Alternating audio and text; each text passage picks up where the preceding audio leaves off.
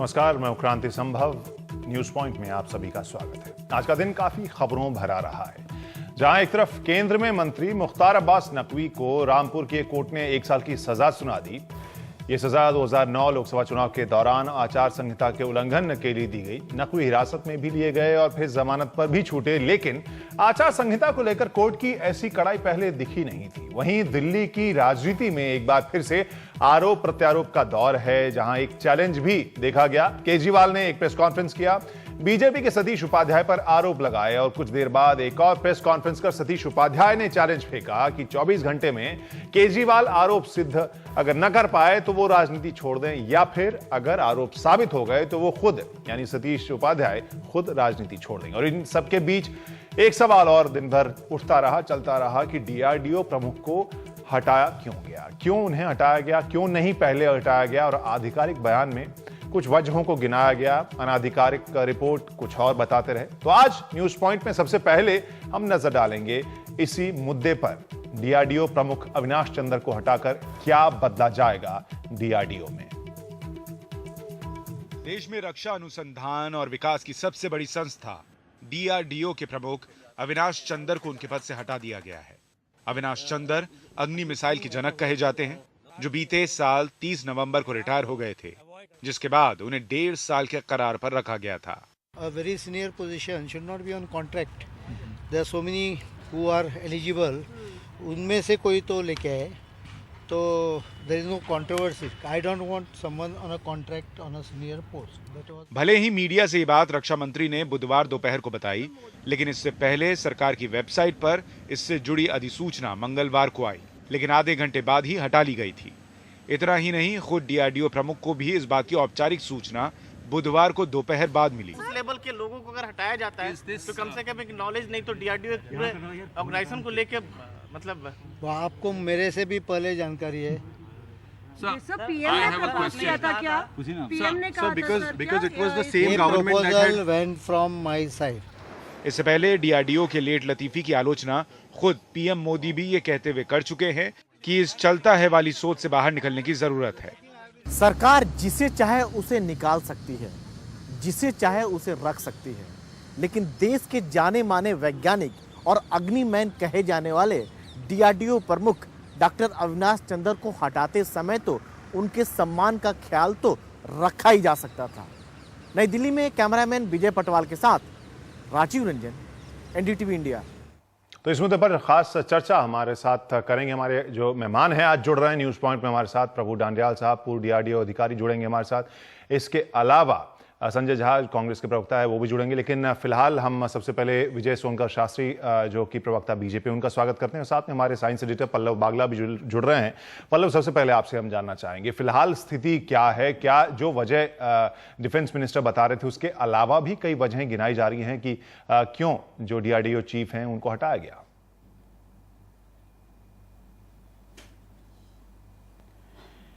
देखिए, मैं कल से कह रहा हूं कि जो खास कारण डीआरडीओ चीफ को हटाने का था वो खासकर एज की बात थी। वो 64 के एज के थे और वो उससे उनकी एज जो थी वो 64 से ज्यादा हो गई थी।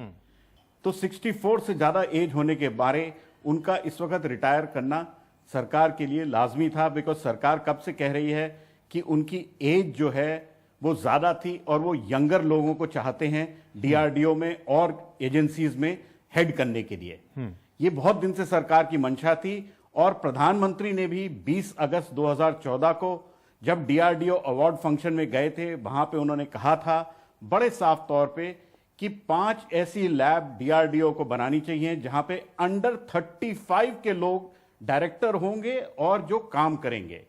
तो कहीं ना कहीं एक एज का फैक्टर था जो डीआरडीओ चीफ के अगेंस्ट गया और वो कॉन्ट्रैक्ट पे थे, वो रीएम्प्लॉयमेंट पे नहीं थे, वो कॉन्ट्रैक्ट पे थे। तो उसमें सरकार को लगा कि कॉन्ट्रैक्ट पे किसी को रखना ठीक नहीं होगा और उन्होंने अपनी दायरे में रहते हुए इस कॉन्ट्रैक्ट को एंड किया। जो लोग कह रहे हैं कि इनकी सर्विसेज टर्मिनेट की गई, मेरे हिसाब से वो सही नहीं है। केवल उनका कॉन्ट्रैक्ट जो है वो टर्मिनेट किया गया है और उनको एक मेरे हिसाब से काफी ऑनरेबल एग्जिट मिल रहा है, क्योंकि उनको पूरा महीना कंप्लीट करने के लिए कहा गया है। पल्लव, यहाँ पर काफी इज्जत अग्निमैन के तौर पर जरूर थी, कंट्रोवर्सी नहीं है। हाँ, अग्निमैन की तरह से काफी इज्जत थी पल्लव, लेकिन यहाँ जो हाल फिलहाल में हमने चाहे प्रधानमंत्री को खुद ये कहते सुना कि जो परफॉर्मेंस है डीआरडीओ का वो संतोषजनक, कहीं ना कहीं कुछ ना कुछ बदलाव की जरूरत है। अरुण जेटली ने भी कहा कि कभी भी फंड की कमी नहीं रही है डीआरडीओ की, लेकिन जो प्रोजेक्ट्स में डिले हुए हैं वो आगे नहीं होना चाहिए।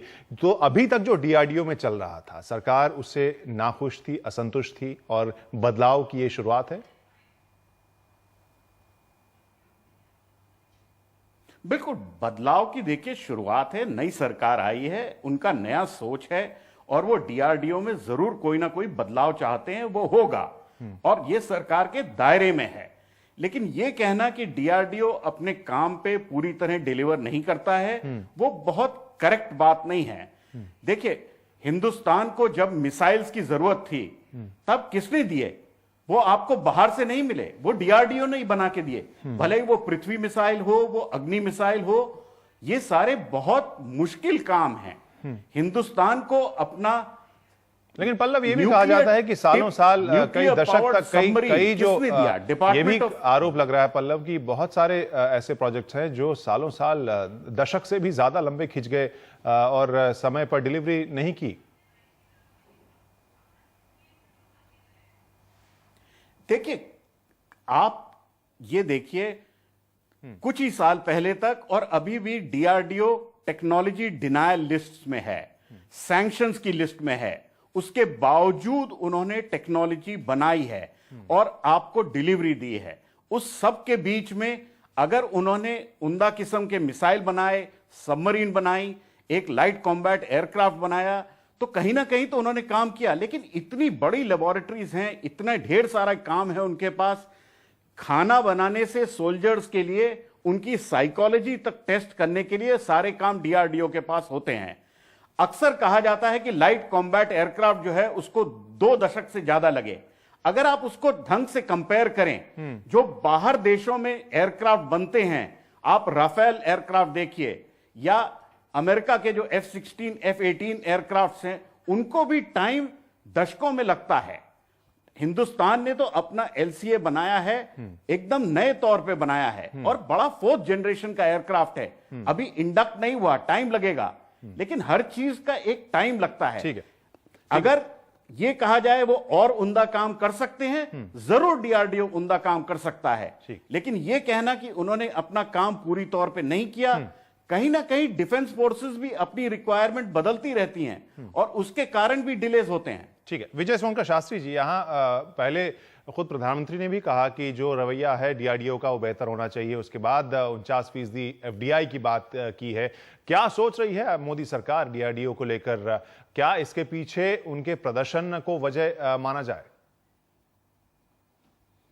देखिए, हमारे प्रधानमंत्री जी ने जो भी बातें कही हैं वो तथ्यों के आधार पर वो कहते हैं, और आज पूरा देश जानता है कि वो अगर बोलते हैं तो उसके पीछे पूर्ण रूप से तथ्यपरक होते हैं। और मुझे ऐसा लगता है कि उन्होंने जो ये बातें कही हैं उसमें एक तो पक्ष ये भी है कि युवा वैज्ञानिकों को वो फ्रंट पर लाना चाहते हैं। वो चाहते हैं कि युवा वैज्ञानिकों की भूमिका ज़्यादा यशस्वी हो सके, और वास्तव में जो अविनाश चंद्र जी को जो एक तरह से वो उनको मुक्त किया जा रहा है, इसको कोई अन्यथा लेने की आवश्यकता नहीं है। उनका कार्यकाल वैसे भी समाप्त हो गया था और वो कॉन्ट्रैक्ट पर चल रहे थे, उनको एक्सटेंशन भी मिला था, एक्सटेंशन भी समाप्त हो गया था, फिर कॉन्ट्रैक्ट के बेस पर वो काम कर रहे थे। ऐसे में हमारे देश में बहुत सारे युवा प्रतिभा हैं जिनको सामने आने का अवसर नहीं मिलता। ये हर एक क्षेत्र में ये बातें हो रही हैं, और हम जानते भी हैं कि हमारे देश के बारे में एक ऐसी छवि बनी है कि यह एक युवा भारत है, यानी यहाँ पर युवकों की संख्या लगभग 65% से ज़्यादा है। ऐसे में युवकों को अगर सम्मान मिलता है, उनको नई भूमिका मिलती है, या उनको जिम्मेदारी देने की प्रयास होती है, तो इसका स्वागत होना चाहिए, मुझे ऐसा लगता है। संजय झा भी हमारे साथ जुड़ रहे हैं, प्रवक्ता कांग्रेस के। संजय जी, ये सवाल जरूर उठता है कि 2007 से 2013 के बीच में एक जानकारी आ रही थी कि हर साल लगभग 100 साइंटिस्ट निकल कर जा रहे थे। जो स्थिति अभी खुद प्रधानमंत्री मोदी बता रहे थे डीआरडीओ के बारे में, जो बार बार सवाल उठ रहा था कि बहुत सारे प्रोजेक्ट्स लंबे खींच रहे हैं, क्यों नहीं आखिर ऐसी महत्वपूर्ण संस्था पर इतने सालों तक सरकारों की नजर रही ठीक से? ये आप कैसे कह सकते हैं कि सरकार का इस पर नजर नहीं था? मैं तो समझता हूं कि अभी जिस अकस्मात या अचानक अनौपचारिक तरीके से अविनाश चंद्र जी को हटाया गया है, उनका जो भी टेन्योर था उसको समाप्त किया गया है, ये बहुत बड़ा एक प्रश्न हमारे सामने है कि ये सरकार का सोच कैसा है, इनका मनसा क्या है। देखिए, किसी ने कहा था कि उनकी प्रतिष्ठा, देखिए उनको एक मिसाइल मैन समझा जाता है, कि उनको अग्नि मैन भी लोग कहते हैं।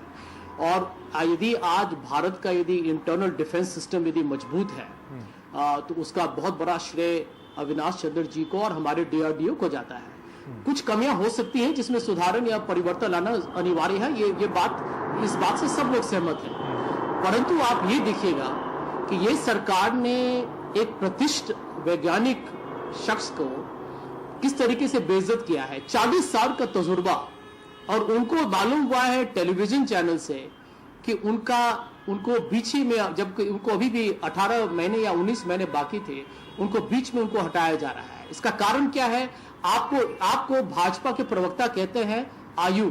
तो मैं ये प्रश्न पूछना चाहूंगा कि ये नरेंद्र मोदी जी की सरकार ने नृपेंद्र मिश्रा को ऑर्डिनेंस के थ्रू प्रिंसिपल सेक्रेटरी बनाया, जिनका आयु 70 साल तक का है।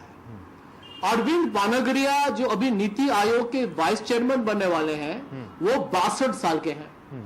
तो ये एज का जो ये आप जो सुन रहे हैं, मैंने मनोहर पारिकर का एक कहीं पर इंटरव्यू देखा था जी। इस पर कौन विश्वास करेगा? देखिए, बड़े प्रश्न है। आपको मैं एक चीज बताना चाहूंगा, उसके बाद जो भी चाहे बाकी लोग बोल सकते हैं। ये वही सरकार है जो एसपीजी के चीफ को हटाया जबकि वो देश से बाहर थे। यही सरकार है जिन्होंने प्लानिंग कमीशन को मोदी जी ने 15 अगस्त के भाषण में हटा दिया। वहां पर यूनिलैटरल तरीके से उन्होंने कहा कि प्लानिंग कमीशन तो खत्म हो रहा है। गवर्नर्स को हटा दिया इन्होंने, एमडीएमए को हटा दिया इन्होंने, आईआईटी के डायरेक्टर्स पर इसी तरीके के इन्होंने हमले किए हुए हैं। तो ये सरकार जो है एक अथॉरिटेरियन सरकार है। मोदी जी जो चाहते हैं वो होता है। और यदि डीआरडीओ के चीफ के साथ इस तरीके का मजाक किया गया कि उनको इसी तरीके से हटाया गया, तो मैं समझता हूं कि यहां पर यह सरकार मोदी जी के विम्स और फैंसीज पर काम कर रही है। और इसमें इसमें राजनीतिक एक कम्प्लेक्शन जरूर है। ठीक है, सोमकर शास्त्री जी, आप प्रतिक्रिया दीजिए, उसके बाद हम चलेंगे अपने और मेहमान के पास। पहले शास्त्री जी आप दे अपना जवाब। देखिए, मैं समझ सकता हूं संजय जी जो भाषा का प्रयोग कर रहे हैं, जो बातें कह रहे हैं, लेकिन हमारे प्रधानमंत्री जी के बारे में उनकी जो प्रतिक्रिया है ये उचित नहीं है। वो राय बात सबसे लेते हैं, लेकिन उम्र का सवाल उठाया था कि केवल उम्र के बिना पर अगर आप बोल रहे हैं तो फिर बाकी भी कई महत्वपूर्ण पद पर जो लोग बैठे हैं वो 64 से ज्यादा उम्र के हैं, उन्हें जिन्हें मोदी सरकार ने नियुक्त किया।